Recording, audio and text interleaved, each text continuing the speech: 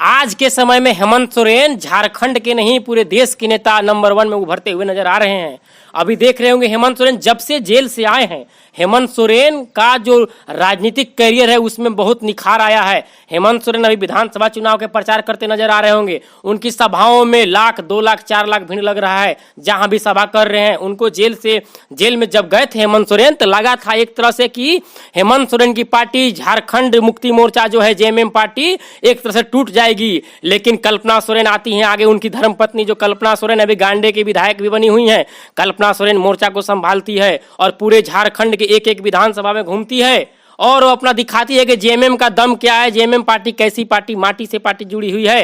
हेमंत सोरेन की पत्नी एक एक विधानसभा में जाती है और हेमंत सोरेन के हाथों से हाथ मिलाकर जेएमएम पार्टी को मजबूत करने में लगी हुई है। अभी के समय में हेमंत सोरेन को हराने के लिए रितेश जी आपको हम बता रहे हैं, हेमंत सोरेन को हराने के लिए पूरी जो केंद्र की टीम है, नरेंद्र मोदी, अमित शाह, राजनाथ सिंह, यूपी के मुख्यमंत्री, एमपी के मुख्यमंत्री, छत्तीसगढ़, जहां जहां भाजपा की मुख्यमंत्री है, केंद्रीय मंत्री हैं, जितने भी लोग हैं, हेमंत सोरेन को हराने के लिए, एक आदिवासी के बेटा को हराने के लिए पूरी टीम लगी हुई है। हेमंत सोरेन जब जेल से आते हैं तो धड़ाधड़ काम करते हैं, लगातार काम करने लगते हैं हेमंत सोरेन। और उनके साथ में तेजस्वी यादव जो बिहार के उप मुख्यमंत्री हैं वो आते हैं और हेमंत सोरेन के साथ गठबंधन करते हैं। गठबंधन के मूड में नहीं थे हेमंत सोरेन के साथ तेजस्वी यादव, लेकिन फिर भी अपने विचारों को, इच्छाओं को मारते हुए वे 5-6 सीट पर गठबंधन करके अपनी पार्टी के संगठन को मजबूत किए थे 20 से 25 सीट पे। लेकिन हेमंत सोरेन को देखते हुए, एक आदिवासी के बेटा को देखते हुए तेजस्वी यादव कंप्रोमाइज किए हेमंत सोरेन के साथ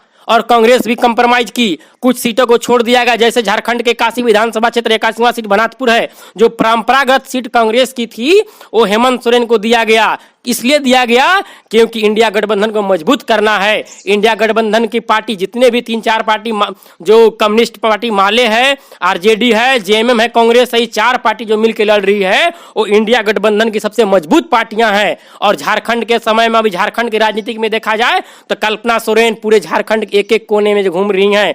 लेकिन नरेंद्र मोदी, यहां तक कि आपके गढ़वा में, आपके लातेहार में, हर एक जगह सभा करना पड़ रहा है। क्यों करना पड़ रहा है? अब सोच रहे हैं क्यों करना पड़ रहा है? क्योंकि हेमंत सोरेन जेल से जब से आए हैं तब से धावा बोल रहे हैं बीजेपी पार्टी में, बीजेपी हमको जेल में डाल दी। इसलिए हेमंत सोरेन और मजबूत होते नजर आ रहे हैं। अभी के टाइम में हेमंत सोरेन झारखंड के नहीं पूरे देश की नजर हेमंत सोरेन पर है। इसलिए नजर है कि हेमंत सोरेन एक अकेला इंसान जो नरेंद्र मोदी से टक्कर करता है, अमित शाह से टक्कर लेता है, योगी से टक्कर लेता है, मोहन यादव से टक्कर लेता है। दूर की तो बात है, बाबूलाल मरांडी तो दूर की बात है, तो अपने राज्य के छोटे नेता के रूप में है, वो बीजेपी के मुख्यमंत्री के चेहरे नजर में। लेकिन इस बार बाबूलाल मरांडी हेमंत सोरेन के चेहरा को टक्कर देने की संभावना में नहीं है। इसलिए योगी को लाया जा रहा है, इसलिए अमित शाह को लाया जा रहा है, इसलिए राजनाथ सिंह को लाया जा रहा है, असम के मुख्यमंत्री हेमंत बिस्वा को लाया जा रहा है। क्यों लाया जा रहा है? इसलिए लाया जा रहा है कि हेमंत सोरेन झारखंड के लिए बहुत ही उभरते हुए चेहरा हैं। 5 साल मुख्यमंत्री रहे हैं झारखंड के।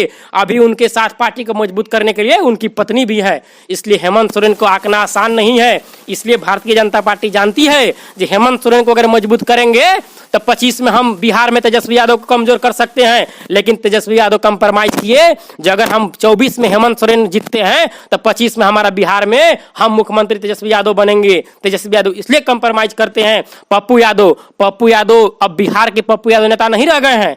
पप्पू यादव भी पूरे देश के नेता रह गए। पप्पू यादव जब से निर्दलीय सांसद पूर्णिया से बने हैं तब से लोग और उनका चर्चा करने लगे हैं। पप्पू यादव के पहले भी चर्चा होता था, बाढ़ में मदद करते थे। लेकिन पप्पू यादव जब से झारखंड के कैंपेन संभाले हैं, झारखंड के एक एक विधानसभा में घूम रहे हैं, आपके भनातपुर में आए, गढ़वा में आए, विश्रामपुर में आए और पूरा माहौल बना के रख दिए हैं।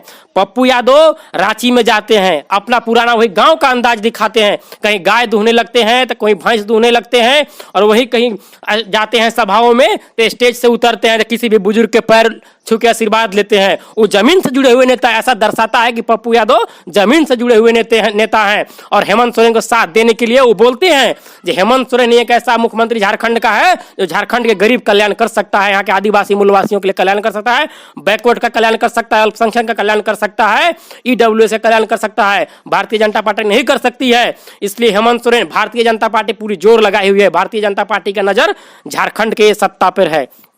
इसलिए झारखंड की सत्ता पर नजर है, क्योंकि झारखंड के जो 24 का चुनाव है, झारखंड के 24 चुनाव में अगर हेमंत सोरेन जीतते हैं तब 25 में तेजस्वी यादव बिहार में साफ हो जाएंगे। और तेजस्वी यादव का भी नजर झारखंड में इसलिए है, उनका 5 से 6 सीट प्रत्याशी उतरे हुए हैं और 6 में से 5 प्रत्याशी ऐसे हैं जो जीत का दावा 100% गारंटी उनका माना जाता है। तेजस्वी यादव के सभाओं में भीड़ जो जन सैलाब उमड़ रहा है वो इस बात का संकेत देता है कि तेजस्वी यादव भी पूरे झारखंड, पूरे मतलब स्पेशल बिहार का नेता नहीं रह गए हैं। अब झारखंड और बिहार दोनों प्रदेश के मुख्य नेता में उभरते हुए चेहरा नजर आ रहे हैं, क्योंकि तेजस्वी यादव भी पूरे झारखंड के कैंपेन कर रहे हैं। तेजस्वी यादव हेमंत सोरेन के हाथ में हाथ मिलाकर साथ देने के चल रहे हैं। अब झारखंड के चुनाव में राहुल गांधी का चर्चा नहीं हो रहा है, झारखंड के चुनाव में प्रियंका गांधी का चर्चा नहीं हो रहा है, झारखंड के चुनाव में चर्चा हो रहा है तब पप्पू यादव का हो रहा है, चर्चा हो रहा है तेजस्वी यादव का चर्चा हो रहा है, लल्लू यादव का चर्चा हो रहा है। क्यों हो रहा है?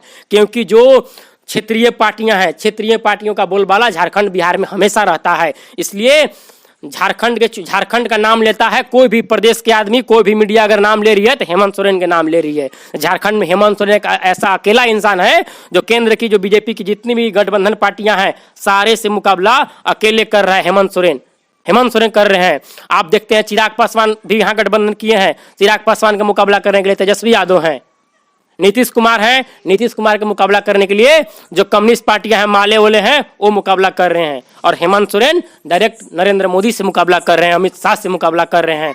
तो हेमंत सोरेन को आंकना आसान नहीं होगा बीजेपी के लिए। हेमंत सोरेन जब से जेल से आए हैं वो बहुत बड़े नेता के रूप में उभर गए हैं, इसलिए हेमंत सोरेन का कद बहुत ऊंचा है। और उनकी पत्नी जो कल्पना सोरेन है वो 4 चांद लगाने का काम किया है, यहाँ के स्टार प्रचारक के रूप में आई है। आप देख रहे होंगे उनके सभाओं में महिलाओं की भीड़ लगती है, महिलाओं की भागीदारी की बात करते हैं, हमेशा बोलते हैं महिलाओं की इतनी हिस्सेदारी दिया गया। हमारी पार्टी जेएमएम पार्टी है जिसने महिलाओं की इतना % हिस्सेदारी दिया है। भारतीय जनता पार्टी कितने % महिलाओं को हिस्सेदारी दी? हम मैया सम्मान दिए, हम महिलाओं को 1000 रुपये महीना दे रहे हैं, दिसंबर के बाद हम 2500 महीना देंगे। लेकिन भाजपा भी कहीं कम नहीं है, भाजपा भी ने गोगो दीदी के माध्यम से हर एक तारीख को 2100 रुपया देने का ऐलान किया है। इसलिए हेमंत सोरेन ने 7 वचन घोषित किए हैं, लेकिन भाजपा वाली जो कमेटी है वो 5 वचन दिया है। तो इसमें देखने वाली बात है अब आने वाले विधानसभा के रिजल्ट जो 23 नवंबर को आएगा उसमें किस पार्टी को कितना बहुमत मिलता है। लेकिन अभी माना जाता है कि झारखंड के जो सबसे